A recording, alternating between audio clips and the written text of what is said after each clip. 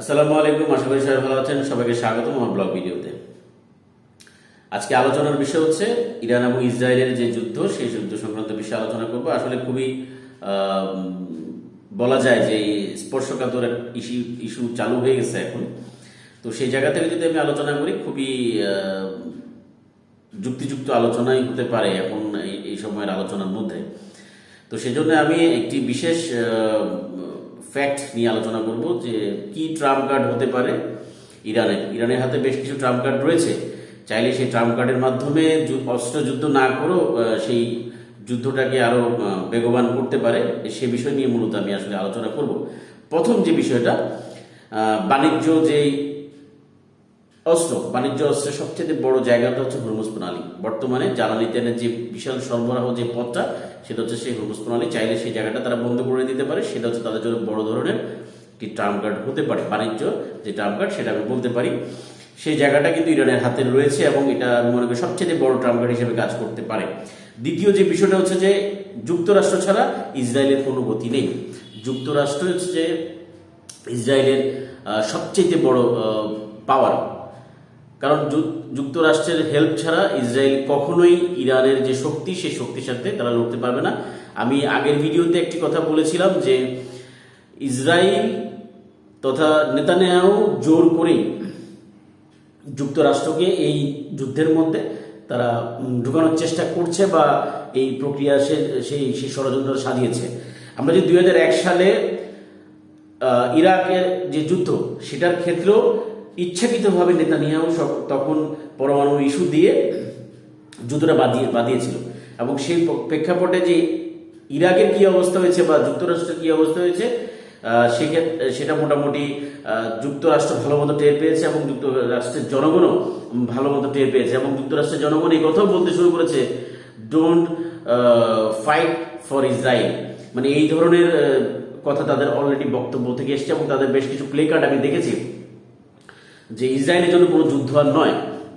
সেক্ষেত্রে যুক্তরাষ্ট্র যদি এখানে এই যুদ্ধে না জড়ায়, সেটাও কিন্তু ইরানের জন্য একটা বিশাল ট্রাম্প কার্ড। কারণ ইরানের পক্ষে বলা যায় যে ইসরায়েলকে ধ্বংস করা খুব বেশি কঠিন হবে না যদি যুক্তরাষ্ট্র তাদের সাথে সহযোগী হয়।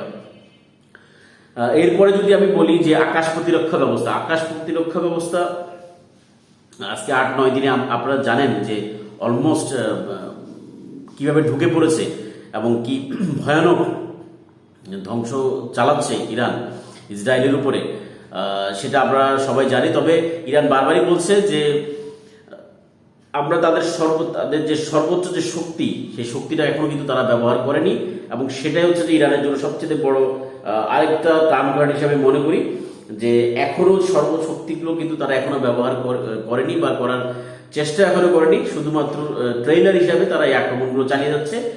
তাদের যে প্রতিরক্ষা ব্যবস্থা, সেটাকে দুর্বল করার যে প্রক্রিয়া, সেটা অব্যাহত রেখেছে। প্রথমে স্টার্ট করেছে কম দামে কিছু ড্রোন দিয়ে তাদের যে প্রতিরক্ষা ব্যবস্থা যে ক্ষয়ক্ষতি, সেটা তারা করেছে। এখন মুহুর্মুহু যে হামলা, সেই হামলার মাধ্যমে মোটামুটি আরো বেশ কিছু ক্ষতি এবং যতটুকু আমি তথ্য পেয়েছি, 12 দিনের একটি যে বলা যায় যে ইনসেপ্টার যেগুলো ব্যবহার করছে, 12 দিনের ইনসেপ্টার গুলো কিন্তু তাদের কাছে মজুদ রয়েছে। সেই জায়গায় কিন্তু 8 দিন অতিবাহিত হয়ে গেছে। সর্বোচ্চ আমি যদি ধরি আর 1 সপ্তাহ তারা এই জায়গাটা ট্যাকেল দিতে পারবে। তো সেক্ষেত্রে বলা যায় যে ইরানের জন্য একটা বিশাল ট্রাম্প কার্ড হিসাবে কাজ করছে আগামী 1 সপ্তাহের মধ্যে কি হতে যাচ্ছে। যদিও যুক্তরাষ্ট্রের পক্ষ থেকে অলরেডি আমরা একটি বলা যায় যে ট্রাম্পের পক্ষ থেকে একটি বিবৃতি এসছে তাদের যে মুখপাত্রের মাধ্যমে যে 2 সপ্তাহ ট্রাম্প সময় চেয়েছে এবং এটার উদ্দেশ্য কি, ট্রাম্প বোঝার চেষ্টা করছে যে ইরানের অ্যাকচুয়াল শক্তিটা বোঝার জন্য। কারণ হুট করে কোনো সিদ্ধান্ত তারা নিতে চাচ্ছে না। এবং তাছাড়াও আরেকটা বিষয় রয়েছে যে সিনেটর অলরেডি একটি বক্তব্য দিয়ে দিছে যে এই ধরনের যুদ্ধ বেড়ে যাওয়া বা যুদ্ধের সাথে যুক্তরাষ্ট্রকে জড়ানো, সেটা কোনোভাবেই বুদ্ধিমানের কাজ হবে না। এবং রাশিয়া থেকে বেশ কিছু ইনফরমেশন বা রাশিয়া থেকে বেশ কিছু বক্তব্য দেওয়া হচ্ছে যে যুক্তরাষ্ট্র যেন এটার সাথে না জড়ায়। ইভেন যুক্তরাজ্যও কিন্তু এ বিষয়ে যুক্তরাষ্ট্রকে হুঁশিয়ার করেছে। সেক্ষেত্রে বলা যায় যে ইরান এখন বর্তমানে সবচাইতে ভালো অবস্থায় রয়েছে। যদিও ইরানের একটা দুর্বলতা রয়েছে, তাদের যে আকাশ প্রতিরক্ষা ব্যবস্থার যেই দুর্বলতা আমরা দেখতে পাচ্ছি, সেটার জন্যই ইসরায়েলের বেশ কিছু প্লেন এখনো হামলা চালিয়ে যাচ্ছে। সেটা কিন্তু ইরানের দুর্বলতা আমরা দেখতে পাচ্ছি। ডিফেন্সিভের দিকে ইরান এখনো কিছু দুর্বল জায়গা রয়েছে ইরানের, আমি সেটা বুঝতে পারছি। চতুর্থ বিষয়টা হচ্ছে যে হিজবুল্লাহ বা হুতিরা এখন কিন্তু খুব সহজেই তাদের যে অ্যাক্টিভিটি সেটা আরো বেশি প্রকাণ্ড করতে পারবে। এই প্রকাণ্ড হামলার মাধ্যমে ইসরায়েল আরো বেশি দুর্বল হওয়ার সুযোগ রয়েছে।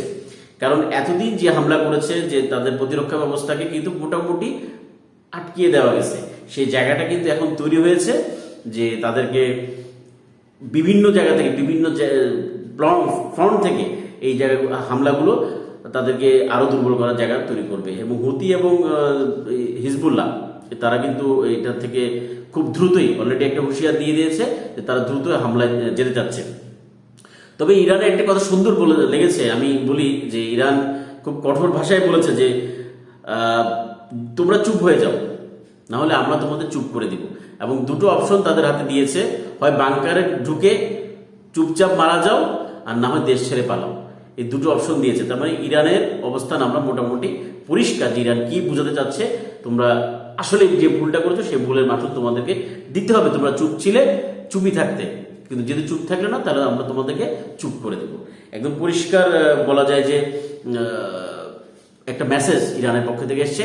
আর সবচেয়ে বড় আমি যে বিষয়টা বলে শেষ করতে চাচ্ছি, যে বাংকারের ধ্বংসের ব্যাপারে, বাংকার ব্লাস্টারের ব্যাপারে যে কথাটা বলছে, অতটা সহজ কিন্তু নয় বাংকার ব্লাস্টার দিয়ে।